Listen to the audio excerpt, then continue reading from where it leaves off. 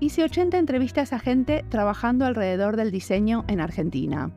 Creo que estas entrevistas forman parte de un archivo oral bastante amplio de lo que pasa en el país en relación al diseño social, comprometido, con nuevas voces y perspectivas. Hacer estas entrevistas es para mí una manera de documentar lo que pasa, pero a la vez mantener el contacto con mi país. Los y las escuchas argentines siguen siendo la mayoría en este podcast. Por eso soy reacia a seguir entrevistando un montón de argentines y busco gente de otros lugares del mundo. Pero a veces se me hace evidente que tengo que entrevistar a alguien porque su contribución al diseño es muy valiosa. Este es el caso de la entrevistada de hoy. Verónica de Valle es una socióloga que se dedica a investigar y enseñar diseño hace muchos años.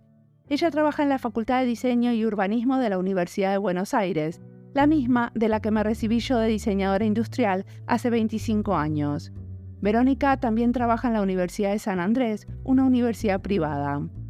En esta charla nos explica por qué necesitamos más enlaces entre la teoría y la práctica del diseño. Un ejemplo concreto sería que haya clases teóricas en los talleres de diseño y que eso no ocurra de manera esporádica, sino sostenida en el tiempo, que sea parte de una práctica. Hablamos también sobre su investigación en historia del diseño argentino y latinoamericano. Mi nombre es Mariana Salgado, esto es Diseño y Diáspora.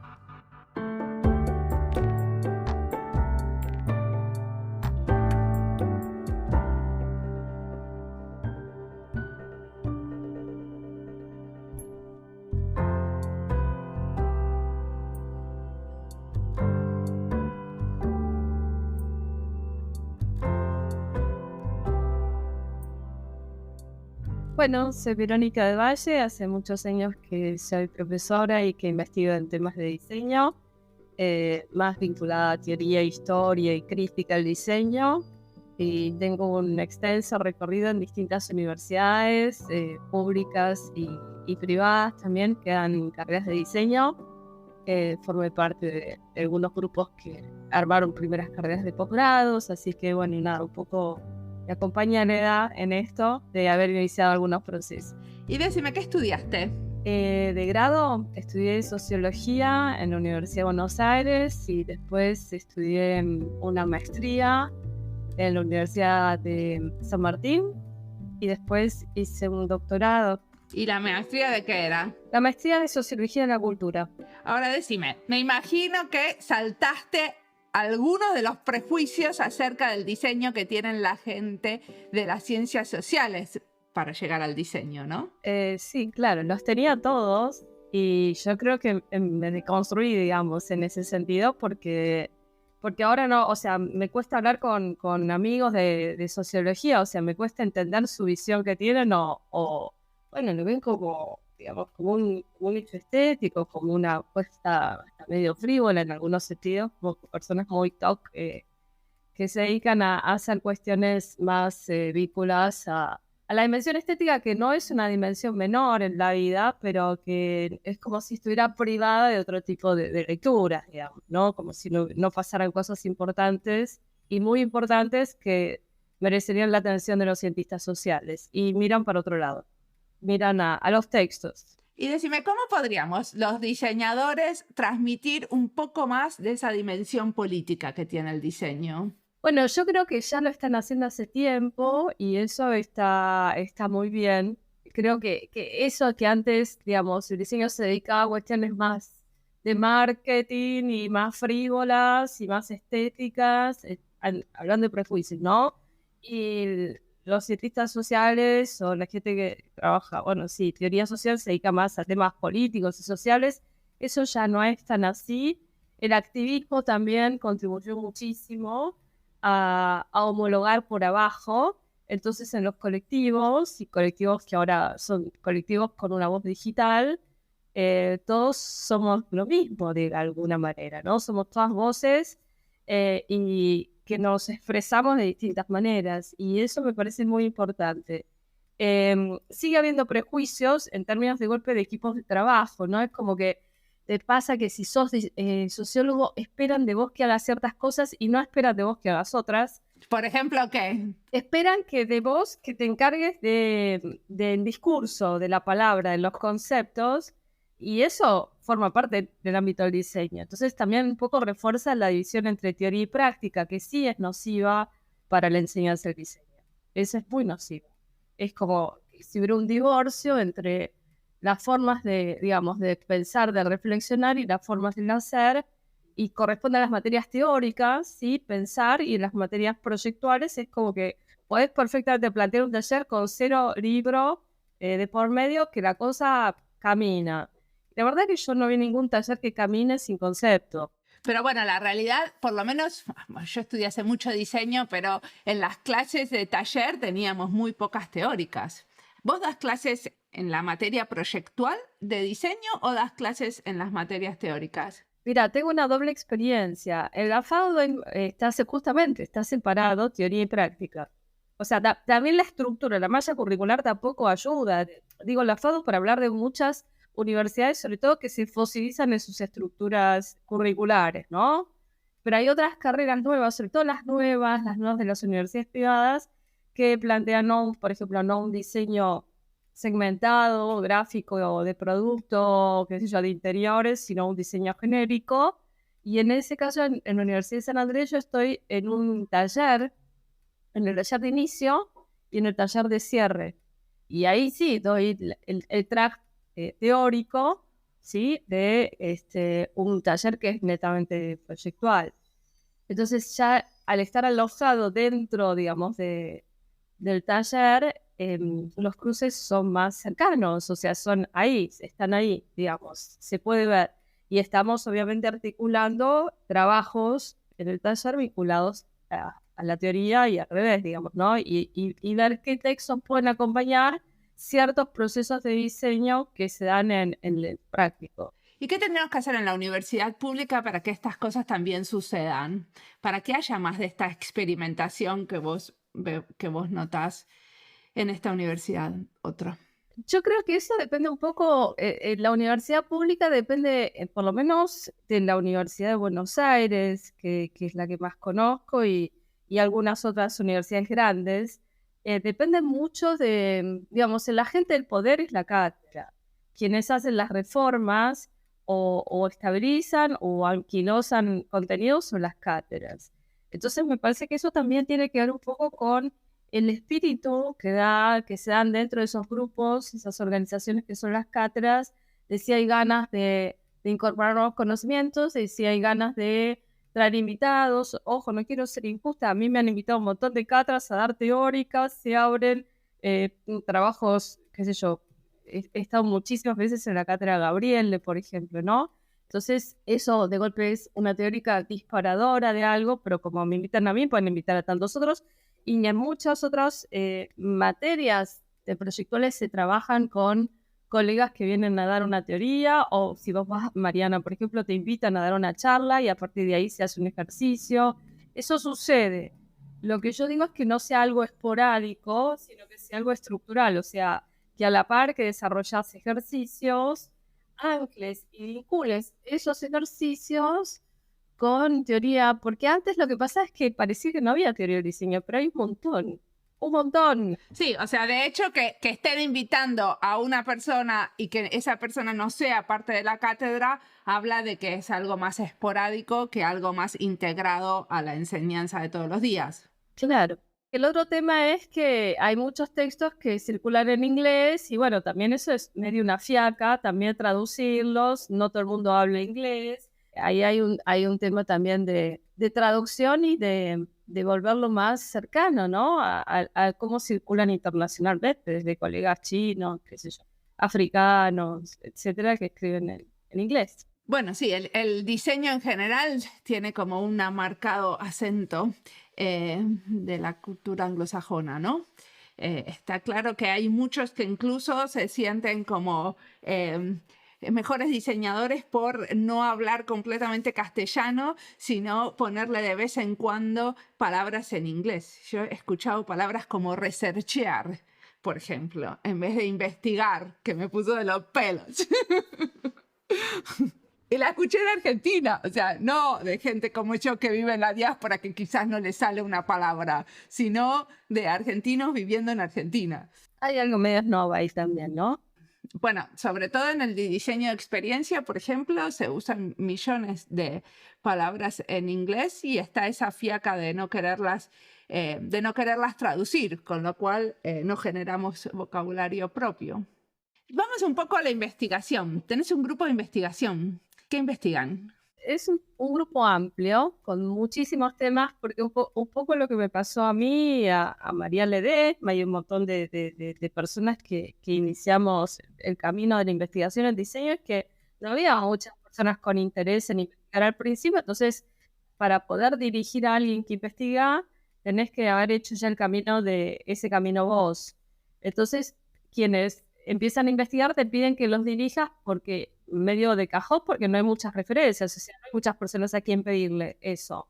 Estaba Beatriz Galán, María Ledesma, Leonora Arfuch, o sea, en general casi muchas mujeres, bueno, José Luis Caivano también, o sea, había muchas mujeres, estoy hablando de la FADU, y después ha estado todo el grupo de investigación importante, de Hugo Cipe, Silvia Fernández en La Plata, y otros tantos grupos en Noverá, pero digo, no había tantos grupos. Entonces de alguna manera yo tomé un montón de temas que incluso no tenían que ver estrictamente con historia, pero los temas tienen que ver un poco con procesos así a grandes rasgos de profesionalización del diseño, y sobre todo como a mí me parece que si tuviera que decirlo en dos palabras, es cómo deviene el pensamiento proyectual, es decir, cómo se gesta el pensamiento proyectual, bajo una idea de que no todo pensamiento vinculado a la cultura material es un pensamiento proyectual, y que tiene una especificidad, y tiene una especificidad en su modo de hacer y en su modo de construcción histórico. Entonces, las carreras eventualmente son emergentes de ese pensamiento proyectual. Entonces, un poco se ve desde cómo se crean las carreras hasta todos los actores, las redes, las prácticas, las iniciativas que fueron previas, los grupos de ideas que se discutía, cómo aparecen ciertos conceptos que no son meramente palabras, sino que son conceptos, que son los que van conformando una cabeza, un hábitus proyectual, es decir, una manera distinta de ver, que es la manera distinta en la que ven el mundo los diseñadores. ¿Y cómo los vemos distintas? Lo digo medio en términos de eslogan para las clases, para que pegue y para que los chiques se queden más contentos, qué sé yo, pero básicamente yo creo que el diseño nace como una disciplina emancipatoria y liberadora de la desigualdad social.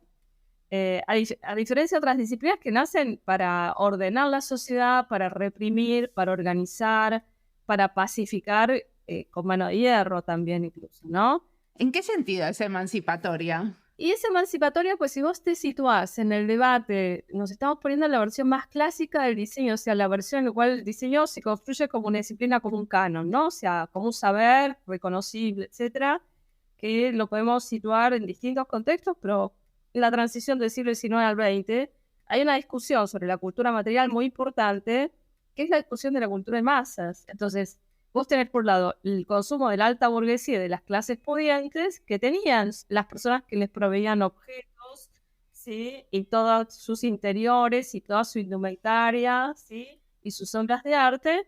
Y después tenías la gran masa de la población que iban a los talleres de artes y oficios, lo hacían, digamos, las personas los artesanos eventualmente, las personas que sabían hacer el carpintero, el herrero, etcétera. Era un consumo más rústico, en términos formales, ¿sí?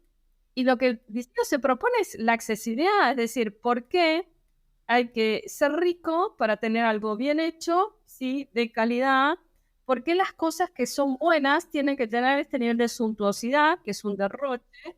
¿Por qué no invertimos? Y en vez de gastar tanta plata para pocas personas, hacemos que las cosas puedan ser accesibles para todo el mundo con parámetros de calidad y de belleza que sean más democráticos y más populares. Es una palabra que no marida muy bien con el diseño, pero efectivamente era el espíritu de esos primeros hacedores del diseño. Eso es un poco la sorpresa, que hay una discusión de clase y de pertenencia social en la discusión sobre la cultura material. Perfecto. ¿Y qué es lo que investigan sobre eso en tu grupo de investigación? En mi grupo investigan, por ejemplo, cómo aparece, ¿sí? La moda, ¿sí? Y el indumento bajo la lógica del proyecto. O sea, hasta que aparece, por ejemplo, la carrera de indumentaria y textil, todo lo que tenía que ver con vestimentario, vestido, estaba regido estrictamente por el ámbito de la moda. Cuando aparece la carrera, empieza a ser leída en términos de proyecto. Y eso resignifica la práctica de, digamos, del vestirse. Nuevamente, no como algo que tiene que ver con una pertenencia social, ni si estrictamente generalizada, sino como algo que tiene que ver con un derecho a, digamos, a cómo uno, digamos, a esa mediación entre el cuerpo y el exterior. Y cómo se configuran esas prendas, ¿no? Bajo qué parámetros. Eso es en parte, digamos, ¿no? La idea de que el diseño indumentario aparece, digamos, aparece como un saber proyectual y es inventado como un saber proyectual. Y es muy interesante esa invención.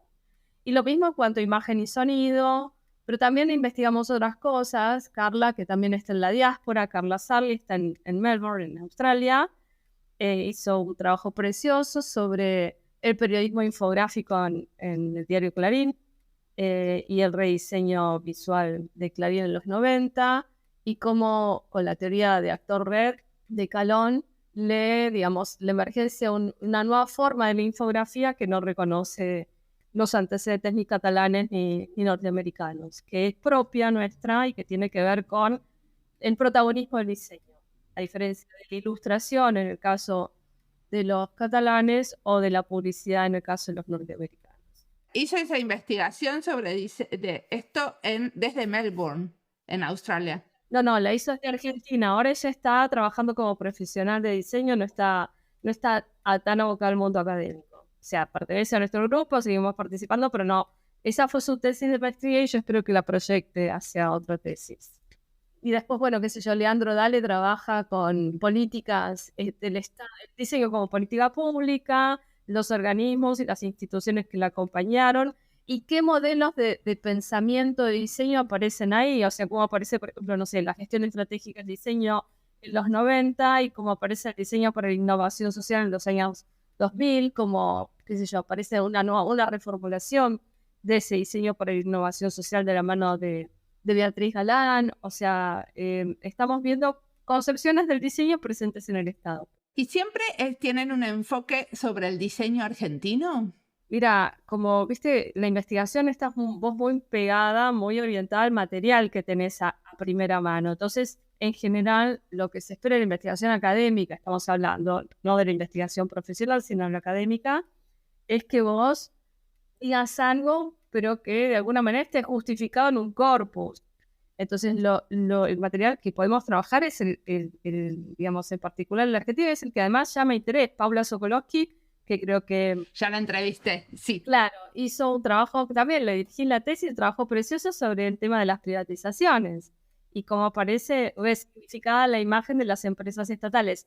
Y me parece importante porque es parte del proceso de diseño argentino que no se conoce. Entonces, por ahora está muy bien que nos detengamos en esto.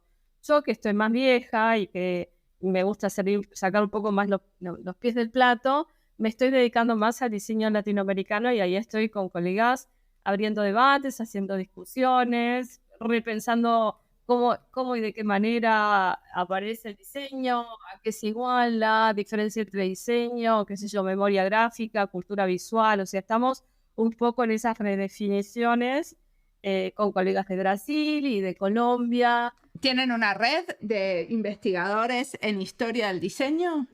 ¿Cómo se llama?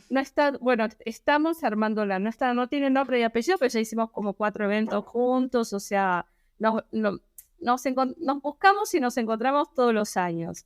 Y vamos cambiando los temas. Sí hicimos bueno, el título oficial del proyecto era, digamos, tenía que ver con la conexión entre detención y modernidad, digamos, en la cultura visual del mundo hispanoamericano en la transición del siglo XIX al XX. Entonces, cómo juegan ciertas tradiciones gráficas, visuales, y cómo aparecen ciertos, digamos, motores de modernización y cómo a veces colisionan, a veces se hibridan, a veces se fagocitan, ¿sí? Y es muy interesante verlo, por ejemplo, cómo funciona esto en países con una impronta más hispánica o con una cultura más lusitana. Y vos que estudiaste la historia del diseño argentino, ¿qué le criticarías? ¿A la historia, a lo que pasó o a quienes hacen historia? A lo que pasó, en qué cosas los diseñadores tendríamos que haber estado más alertas, comunicado diferente, actuado diferente, diseñado diferente. Bueno, es interesante, muy interesante. Yo, de comedia, la verdad es que en general trato de no abrir mucho juicio de valor porque uno investiga, no está ahí pontificando. Pero lo que sí me llama la atención es, a diferencia, me parece que el diseño hubiera sido mucho mejor y mucho más potente de lo que ya es y de la excelencia que tiene, pues yo soy un admirador del diseño argentino, o sea, tengo la camiseta no solo de la selección nacional, sino del diseño argentino y de los diseñadores argentinos, tratando de no ser chauvinista, tratando de decir, bueno, me maravilla de lo que estudié, y capaz que si estudiara el proceso, no sé, el detalle chileno o peruano, me pasaría lo mismo. Pero sí creo que hay un gran punto débil que es como una especie de impronta individual y la dificultad enorme de articular en términos de asociaciones y de agrupaciones. Es decir, en general las asociaciones y agrupaciones de diseño son fallidas.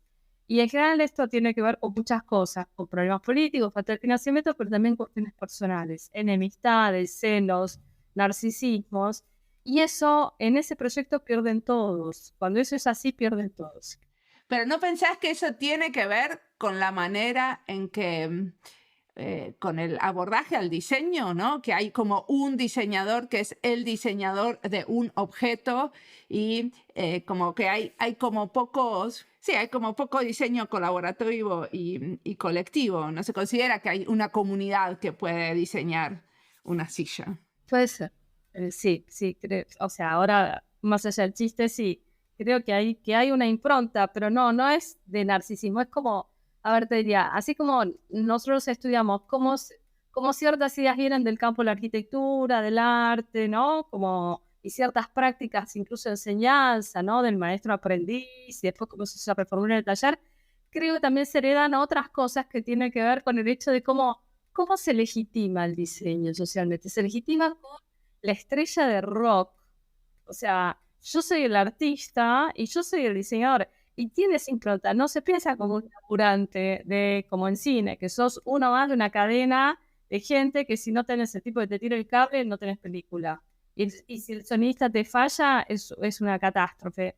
Podés ser Scorsese, pero si tenés un sonista que es malo, fuiste. Entonces, cuando pensás realmente la cosa coral y grupal, sabés que realmente necesitas rodearte de la mejor gente para hacer la mejor película, ¿sí? Bueno, acá me parece que a veces ha fallado un poco eso, ¿no? Como descansa en la trayectoria individual un montón de cosas y eso, por ejemplo, a nivel ya complejidad de problemas que tienen que ver con, no sé, con la esfera pública, ¿no? Es medio una catástrofe porque a veces pasa que hay gente que piensa que las cosas no se resolvieron previamente porque no eran lo suficientemente inteligentes como ellos mismos. Y bueno, y eso es ya tener todas las fichas compradas para un rotundo fracaso, cuando partís de ese lugar.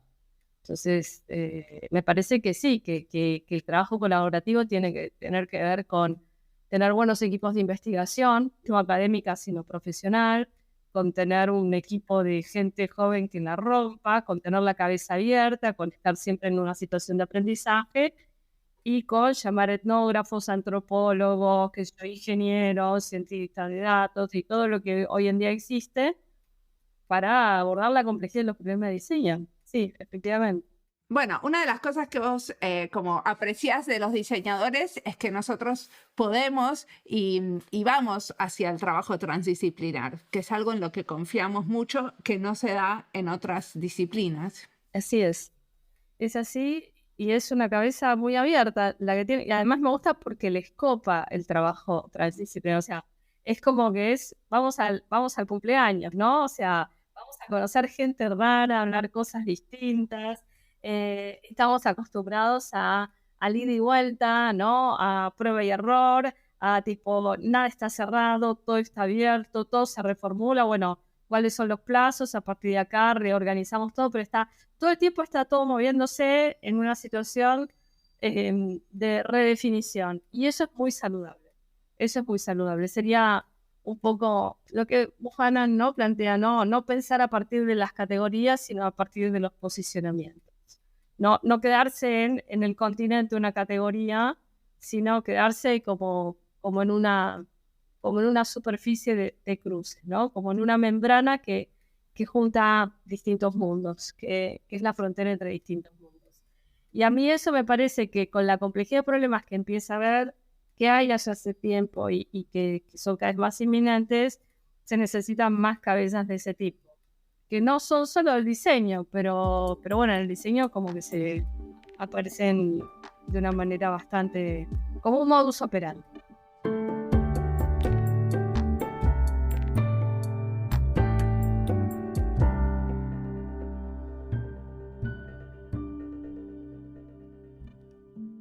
Esta entrevista es parte de las listas Argentina y Diseño, Diseño Gráfico e Investigación en Diseño. Cuando le pregunto a Verónica sobre qué podríamos haber hecho diferente los diseñadores, surge el tema del individualismo, el narcisismo y la falta de trabajo en asociaciones. Mi visión es que el individualismo en diseño fue motivado desde la universidad y desde el periodismo en diseño. ¿Qué me hace pensar así? Cuando yo estudiaba, la totalidad de los trabajos del taller de diseño, la materia principal de la carrera, eran individuales. Con eso se fomenta el imaginario que si vamos a ser diseñadores exitosos, la única forma es solas o solos. No en cooperativa, sino poniendo nuestra propia marca y haciendo un trabajo comercial. Ojalá que ahora no siga siendo así.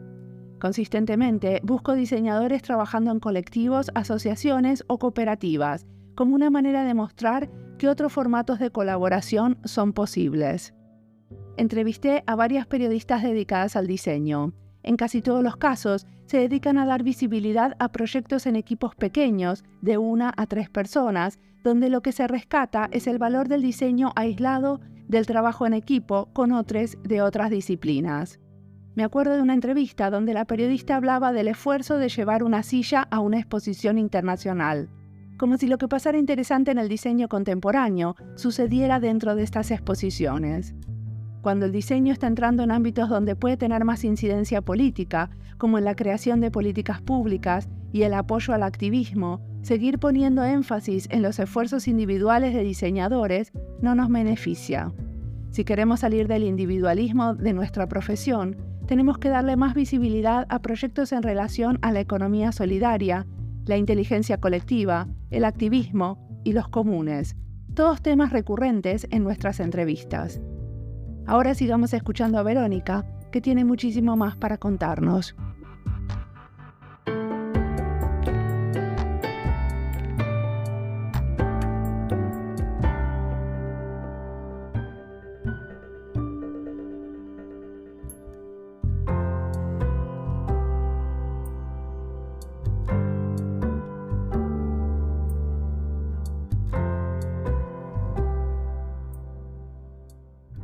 Y analizan también cómo trabajan, o sea, dentro de tu equipo también analizan como estas nuevas maneras de hacer diseño, donde hay diseñadores trabajando en políticas públicas o el diseño legal, ese tipo de prácticas. Sí. Bueno, te decía, Leandra está con el tema del diseño de políticas públicas desde el primer organismo que reconocemos como tal, que es el del CMD, ¿no? En el del gobierno de la ciudad de Buenos Aires. Digo, en el primer organismo, después a partir de la reapertura democrática, ¿no? Porque previamente estuvo el INTI, el CIDI, o sea, hubieron organismos, estuvo el Centro de Diseño Argentino, inaugurado por Tagaray y Maldonado, pero a partir de la democracia sí, y como ahí se empieza a sumar, bueno, al sello de buen diseño, al Plan Nacional de Diseño, el Centro Tomás Maldonado, o sea, hay toda una serie de iniciativas que tienen que ver con sostener el diseño y armar equipos también interdisciplinarios. El equipo trabaja eso y también trabaja emergentes, o sea, por ejemplo, nuevos activismos. Nacho ahora está con el tema de lo que es el activismo gráfico digital, sobre todo en redes, bueno, a partir del tema de la explosión de Ni Una Menos, de Uva de Pie y de una serie de grupos que se han movilizado sobre todo en redes usando el lenguaje del diseño gráfico, ¿no? Entonces, él como es su doble vertiente de sociólogo y diseñador gráfico, es ambas cosas. Yo siempre le digo, mira, no sigas abriendo, por favor cerrá. Estaba haciendo una maestría cuando todavía no se había recibido de diseñador, pero podía hacer la maestría porque ya era sociólogo, después se recibió de diseñador, entonces yo me quedé tranquila, ahora terminó la maestría, pero ya está en el doctorado, digamos, ¿no? Como un plan loco, pero muy interesante el trabajo de él, y sí, es estos cruces así entre esta pertenencia que tenemos en el equipo, digo que hay, no sé, bueno, ahora no hay más economistas, pero había economistas, sociólogos, la mayoría son diseñadores gráficos, diseñadores industriales, músicos y artistas, hace que tengamos como miradas bastante distintas y curiosas. Perfecto. Te voy a hacer otra pregunta de esas chiquititas. Estudiaste en tu doctorado cómo se constituye el diseño como disciplina. ¿Querés contarnos cómo? Pregunta chiquita. Brevemente, ¿qué encontraste ahí? Bueno, creo que un poco ya te lo respondí. O sea, a ver, te voy a tratar de decir también en muy poquitas palabras. A mí no me interesó arrancar por el diseño. No me interesó decir el diseño es 2 puntos, y entonces a partir de aquí esto es diseño, estas son las personas que hacen diseño y estos son los productos del diseño.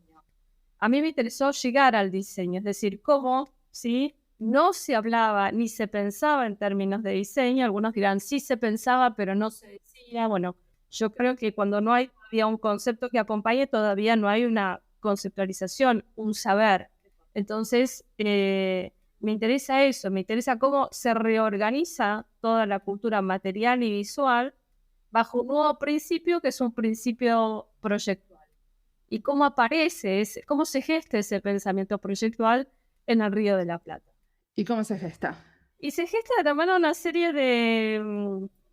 Bueno, yo acá un poco me peleo, sobre todo con algunos colegas de Brasil y de América Latina, que para mí piensan que todo lo que viene a Europa viene en plano de colonización, y que siempre nosotros, que de alguna manera emanciparnos implica cortar esos vínculos.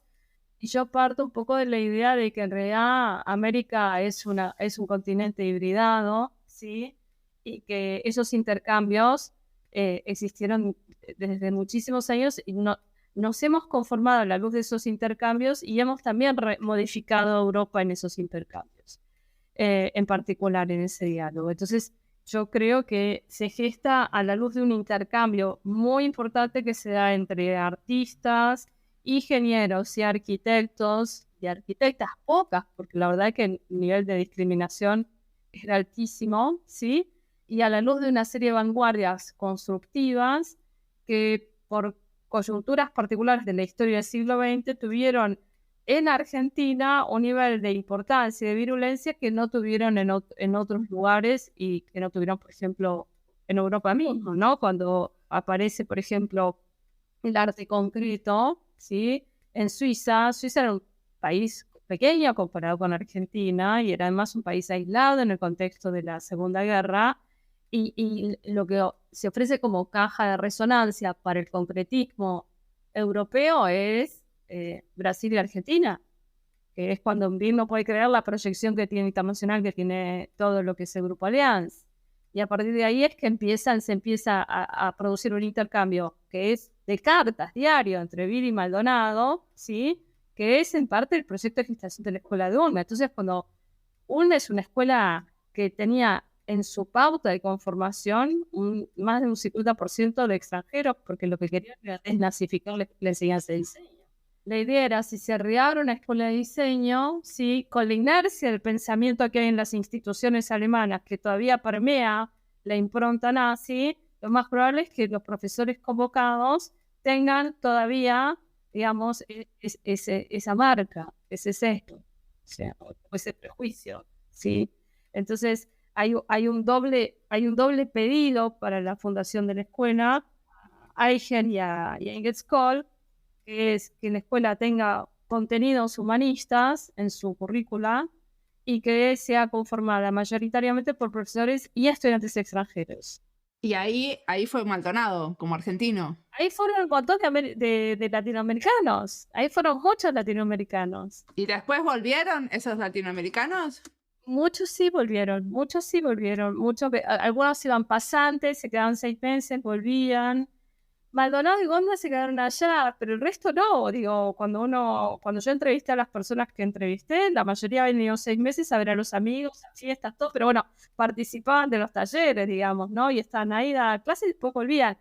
Y se cocinaban ideas. Digo, cuando vos repasás la revista Nueva Visión, ves esos debates, los ves. Ahora, ¿por qué es importante esa revista? Porque de esa revista aparece la materia visión, y la materia visión es constitutiva, es el antecedente inmediato en morfología, es una materia que se da en arquitectura, y es básicamente la que te da las herramientas del lenguaje, digamos, del diseño moderno.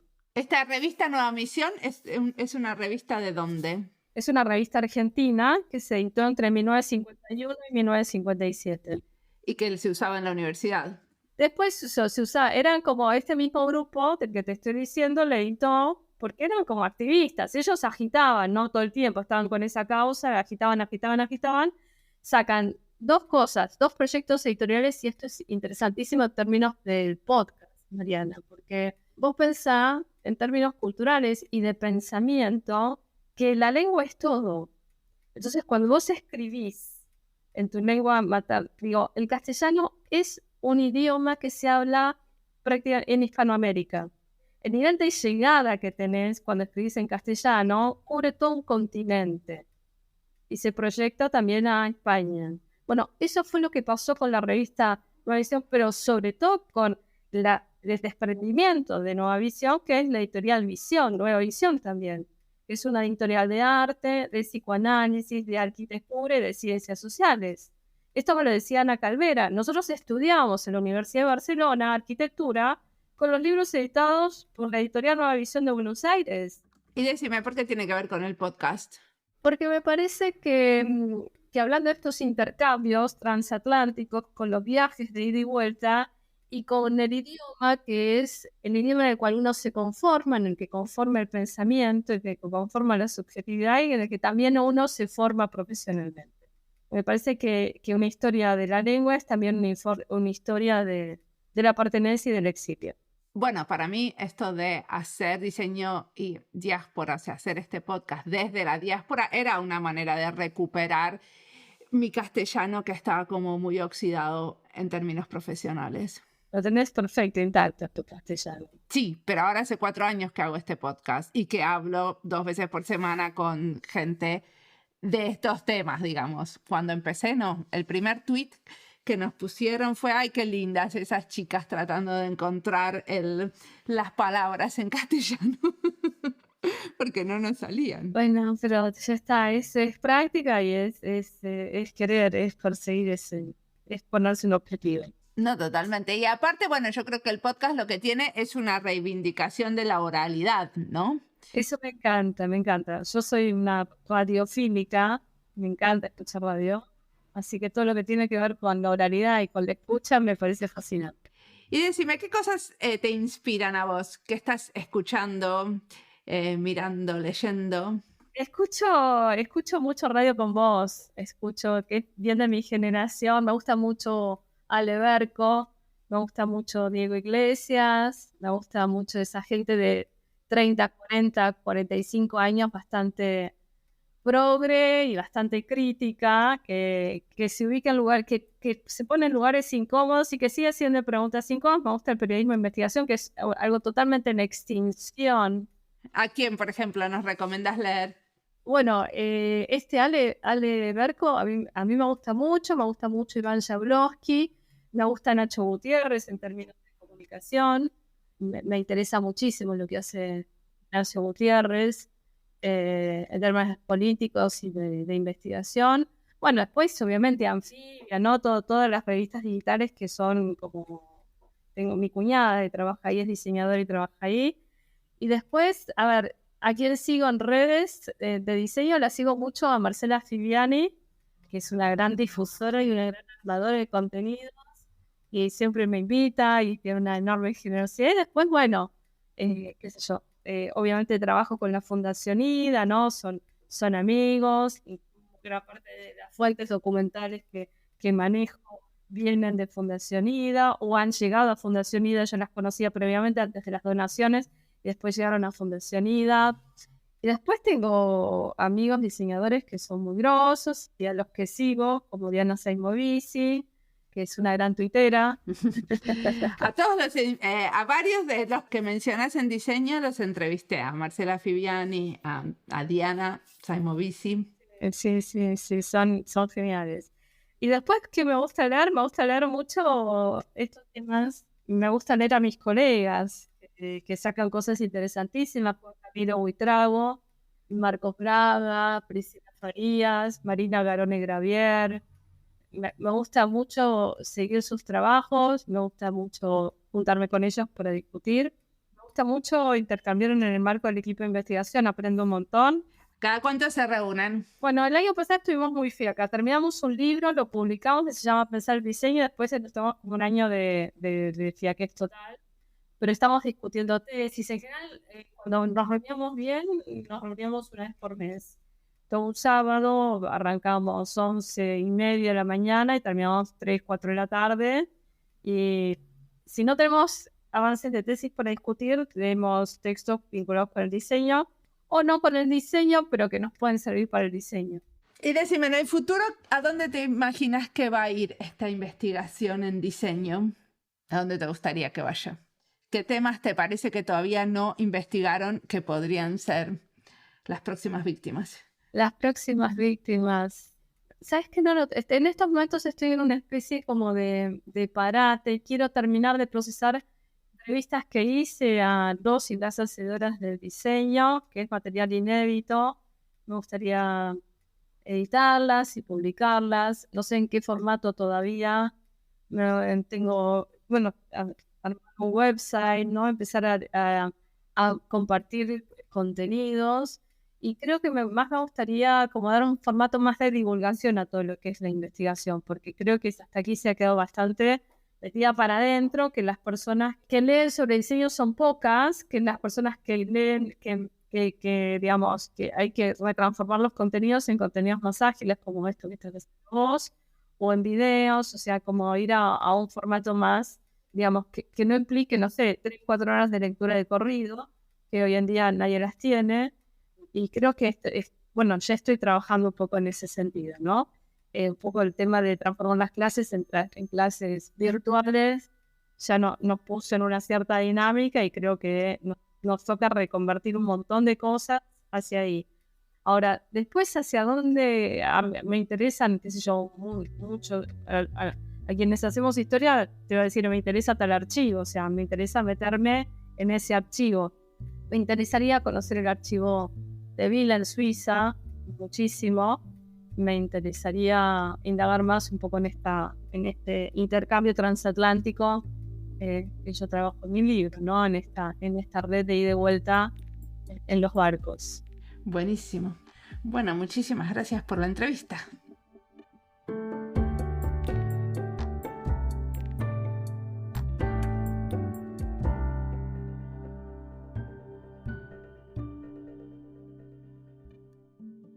Al final de la entrevista, Verónica saca el tema de la necesidad de explorar en nuevos formatos para la documentación y la investigación en diseño. Creo fervientemente que no toda la investigación tiene que terminar en un libro, que tenemos que ser más flexibles y pensar en nuevos formatos.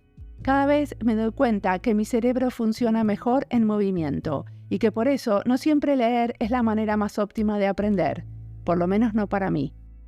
Disfruto mucho de escribir y en el acto de escribir aprendo, hay síntesis. Me gusta eso de tener una idea e irla desarrollando en un artículo académico.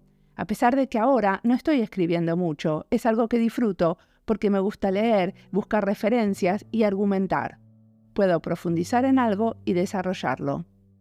También disfruto de hacer podcast porque es rápido y al punto. Entrevisto a alguien, pienso qué de todo lo que me está diciendo me convoca y comento. Es fresco, tiene ritmo rápido y produce un intercambio con un otro, él o la que entrevisto, y la audiencia, que en general son algunos escuchas que se conectan y me dicen alguito. No mucho, pero suficiente para recordarme que no lo hago sola. El podcast me dio la posibilidad de explorar muchos temas, como el de la entrevista de hoy, sobre los que sé poco o nada. En algunos momentos de la vida puedo dedicarme más a un formato que al otro, pero lo importante es el fluir entre formatos. Es contar con varias herramientas para producir y pensar. no quedarse en una, porque los formatos o las herramientas que usamos también nos definen y nos moldean nuestro pensamiento. También creo que pasa lo mismo con las lenguas que usamos. Algunas cosas no se me ocurrirían si no es que las pienso y las hago en finés. Otras son en castellano. Espero que este podcast lo hayas escuchado en movimiento, o que al escuchar este podcast se haya producido algún movimiento, que algo te haya resonado y te quedes con una idea nueva o una idea vieja haya empezado a pedalear. Como siempre, la música del podcast es de Antonio Zimmerman. El diseño de sonido es de Julián Pereira. Este podcast está publicado con licencia creativa común con atribuciones. Esto fue Diseño y Diáspora. Pueden seguirnos en nuestras redes sociales en YouTube, Instagram, LinkedIn y Twitter o visitar nuestra página web diseñoydiaspora.org. No olviden recomendarnos. Nos escuchamos en la próxima.